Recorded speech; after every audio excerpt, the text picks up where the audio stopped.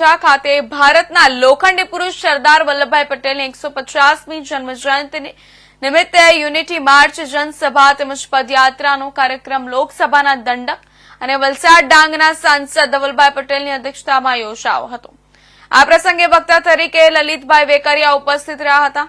આ પ્રસંગે જિલ્લા પંચાયત પ્રમુખ મનહરભાઈ પટેલ, કપરાડાના ધારાસભ્ય જીતુભાઈ ચૌધરી, વલસાડ જિલ્લા સંગઠન પ્રમુખ હેમંતભાઈ કંસારા સહિત મોટી સંખ્યામાં સ્થાનિકો પદયાત્રામાં જોડાયા હતા.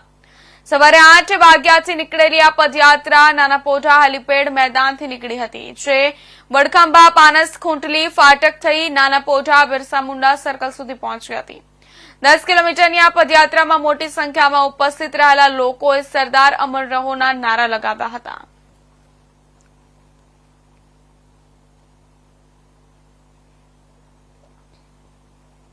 હાલોલ બાયપાસ રોડ ઉપર ટ્રેલર અને બાઇક